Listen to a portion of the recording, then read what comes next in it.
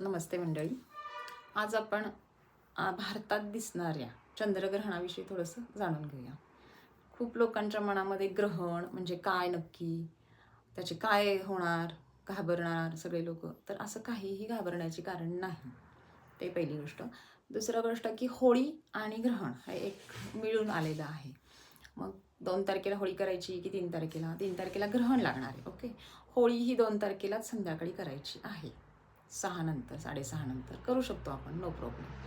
त्या होळीचा आपण वेगळा व्हिडिओ बनवूया. पण आता आज ग्रहणाविषयी थोडंसं आपण जाणून घेऊया.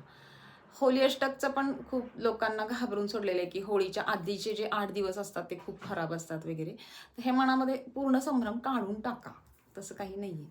हां, उपासनेत राहावा एवढं मी मात्र आहे. अनावश्यक प्रवास टाळा किंवा काही अननेसेसरी ज्या नको आहेत किंवा त्या टाळा. अनिवार्य कामं करा, पण आपला ऑरा किंवा आपली आध्यात्मिक बैठक कायम ठेवा. हे नक्कीच आहे. तर ग्रहणाविषयी हे चंद्रग्रहण आहे. होळी आणि ग्रहण हे जवळजवळ 100 वर्षांनी आलेला हा योग आहे. तर दुपारी 3 तारखेला चंद्रग्रहण दुपारी 3:20 सुरू होईल. त्याचं आहे, त्याच्या आधीच वेध लागतात सकाळी. परंतु 3:20 ते संध्याकाळी 6:45-7च्या दरम्यानपर्यंत त्याचे सगळे ते इफेक्ट राहणार आहेत. ओके. ते ग्रहण म्हणजे खूप मोठं अगदी आहे का? तर नाही. हां, ज्यांना ह्याच्यात काहीच हे नाही आहे ते तुम्ही म्हणजे नका पाळू, म्हणजे नथिंग.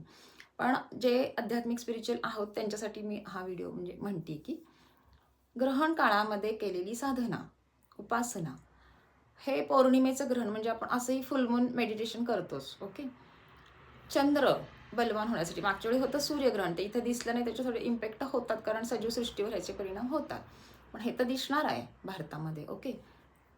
ग्रहण काळात केलेली उपासना 10 पटींनी फलदायी होते. मग करायचं काय? चंद्र म्हणजे मन. आज मनच तुमचं स्थिर नाही आहे, सैरभैर्य, आणि हे रोलिंग प्लॅनेट जे आत्ताची ग्रहस्थिती चालू आहे ती थोडीशी खराबच आहे. म्हणजे राहू सारखा ग्रह मंगळाबरोबर कुंभ राशीमध्ये, वायुतत्वाच्या राशीमध्ये, रवीसोबत हा जो सगळा आलाय तो थोडासा खराब आहे सगळ्याच राशींसाठी. ओके. कुठल्याही आपला इष्टदेवाचा, गुरूंनी दिलेला आपल्याला काही मंत्र असेल, गुरूंनी दिलेली आपल्याला काही दीक्षा असेल तर ती सिद्ध करा. हनुमान चालीसा सिद्ध करू शकता. भीमरूपी स्तोत्राचा तुम्ही पाठ करू शकता 11. वडवाणल स्तोत्र, हनुमान वडवाणल स्तोत्र, तेही तुम्ही 11 वेळा करू शकता. साध्या सिंपल हे आहे. ज्याला भूक वगैरे नाही भागत त्यांनी निवांत खावा, असं काही नाही. आणि घाबरण्यासारखं तर बिलकुल असं म्हणजे मानामध्येही आणू नका. काय होतं, हे जे ना नाण्याच्या दोन्ही बाजू, चांगल्या आणि वाईट, लोक घाबरून म्हणजे असं करू नका. आहे थोडंसं मन खराब, पण आपण एक जमेची बाजू बघायची, पॉझिटिव्ह बाजू बघायची की आपण केलेली मंत्रसाधना हा जास्तीत जास्त वेळ तुम्ही ध्यानाला आणि मंत्रसाधनाला आज जर दिलात, तो वेळ जर तुम्ही काढून ठेवला तर 10 पटींनी तुम्हाला त्याचे छान रिझल्ट मिळाले, हे मी नक्की सांगू शकते. बरं, कुठल्या राशीला शुभ आहे, कुठल्या राशीला अशुभ आहे हे मी फक्त सांगते.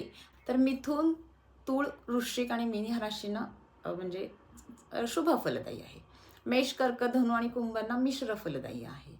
आणि दुसरा वृषभ, सिंह, कन्या आणि मकर ह्या राशींना अनिष्ट फळ असं आहे. पण तरीही मला असं म्हणायचं आहे, ह्या राशीवाईज म्हणजे मी सांगितलं तुम्हाला, पण तरी असं न मांडता सगळ्यांनीच उपासनेत राहावा. फुलमून मेडिटेशन असंही आपण दर पौर्णिमेला करतो. श्रीसुक्ताचेही पाठ करू शकतो, कारण ग्रहण, पौर्णिमा हा देवीची उपासना, दुर्गा सप्तशतीचे तुम्ही पाठ करू शकता. आणि आत्ताचं जे वातावरण सगळं जे आहे त्याच्यासाठी पण मी ह्या उपासना म्हणतो. कसं आहे ना, माझे मागचाही एक व्हिडिओ होता राहू मंगळवरती. आता बरोबर कुंभ राशीत मंगळ राहू हे सगळे युतीमध्ये गेलेले आहेत. मी तेव्हाही सांगितलेलं होतं की डिझास्टर काहीतरी वायूमधून होणारे हे किंवा एअर जे हे किंवा तुमच्या काय म्हणतो वायूतून होणारी गळती किंवा व्हायरल इन्फेक्शन्स हे होणार आहेत. हे काळ थोडा खराबच आहे. अननेसेसरी तरीही लोक जर प्रवास करत असतील तर हे थोडंसं टाळलं पाहिजे. म्हणून मी हनुमानाची, वायुपुत्र हनुमान, वायूतून होणार आहेत म्हणून वायुपुत्र हनुमानाची पण उपासना आहे. आणि भैरव म्हणजे रुद्र अवतार हा श्री शंकरांचा, महादेवांचा आहे. म्हणजे उत्पत्ती, स्थिती आणि लय. म्हणजे ब्रह्मा, विष्णू आणि महेश म्हणजे हा डिझास्टरचा कारक शंकर महादेव आहे. म्हणून त्यांचे जास्तीत जास्त, त्यांचं रुद्ररूप म्हणजे कालभैरव आहे. ओके. त्यामुळं कालभैरवाची पण खूप सारी तुम्ही उपासना केली पाहिजे. तर मी ते सांगते की कालभैरवाला तुम्ही दान द्या. हा व्हिडिओ शेवटपर्यंत बघा. कालभैरवाला दान म्हणजे काय द्यायचं? शनी, केतू, राहू यांच्या ज्या काही दान आणि उपासना असतात त्या संध्याकाळी करायच्या असतात, कारण शनी राहू केतू संध्याकाळी ॲक्टिव्ह होतात. जसे की आपण मारुतीला शनीला संध्याकाळी दिवे लावतो. तर का लावतो? कारण संध्याकाळी हे होतात, म्हणजे लक्ष्मी पण संध्याकाळी येते कातरवेळी, अलक्ष्मी पण संध्याकाळी येते, दोन्ही होतं. म्हणून आपण नाही का म्हणतो, नाही शुभम करोती म्हणूया, नाही आता झाडू मारू नको, नाही आपण आता एक हनुमान चालिसा रामरक्षा म्हणूया असं. तर कालभैरवाचं जेव्हा तुम्ही दान द्याल तर द्यावं सगळ्यांनीच, कारण हा प्रत्येक राशीवाईज ते कुंभ राशीत सगळे आलेले ग्रह तुमच्या राशीच्या कुंडलीनुसार तुमच्या कुठल्या स्थानात आहेत त्याच्यानुसार तुम्हाला त्याची फळं मिळणारच आहेत नक्कीच. तर कालभैरवाच्या मंदिरामध्ये जायचं, 1.25 मीटर काळा कपडा घ्यायचा, एक नारळ घ्यायचा, 1.25च्या पट्टीमध्ये जिलेबी, मग 1.25 पावशेर असू दे, 1.25 किलो असू दे, डिपेंड्स तुमच्या ह्याच्यावरती. एक सोडवणूक म्हणून 51 रुपये त्याच्यावर ठेवायचे आणि एक शिस पेन्सिल, कारण शिस पण राहूचं दान आहे भैरवाला, मग राहूचं दान देतो आपण. आणि ते कालभैरवाच्या मंदिरामध्ये तुम्ही दान द्या. तिथे कालभैरव अष्टक, कालभैरव स्तोत्र म्हणा, तिथे माथा टेका आणि रविवारी ही उपासना करायची. कालाष्टमीला आणि रविवारी केलेली कालभैरवाची उपासना खूप लाभदायक होते. तर हे सगळ्यांनी करा. हनुमान चालिसा तुमच्या गाडीमध्ये नक्की ठेवा. हे एक संरक्षण कवच तुम्हाला राहील, की तुम्ही आता प्रवास अनिवार्य आहेत ते करावेच लागणार आहे.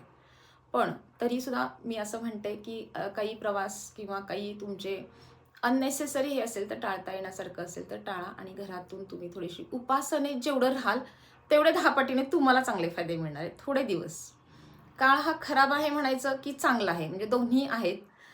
खराब ह्यासाठी की तुम्ही बाहेर फिरू शकत नाही, कसंही तो तुमची मर्जी, आणि चांगला आहे की भरपूर उपासना, म्हणजे एक 5 ओळी तुम्ही जप लिहिलाय त्याचे 100 पटीने लाभ तुम्हाला मिळणार आहेत, असं आहे. इतकं तत्व ते एनर्जी चांगल्या आहेत. म्हणून तुम्ही ठरवायचंय की तुम्ही काय करायचंय, उपासनेत राहायचंय की बाहेर. थोडे दिवसाचं आहे, तर पेशन्स ठेवून जर तुम्ही ह्या गोष्टी केल्यात तर खूप छान लाभ होणार आहे. आणि थोडीशी मला असं म्हणायचं आहे, खूप म्हणजे हे, तर घाबरायचं काही कारण नाही, घाबरून राहायचं ना कारण नाही, किंवा होल अष्टक आहे 8 दिवसात काहीच नाही. 8 दिवसात चांगले इतर कामं करू नका, पण तुम्ही उपासना करा ना, त्याचे तुम्हाला डबल फायदे होणार आहेत ना. हा तुम्ही एक पॉझिटिव्ह दृष्टिकोन घ्या, सकारात्मक राहा, तर तुम्हाला ह्याचे सगळे चांगलेच फायदे मिळणार आहेत. धन्यवाद.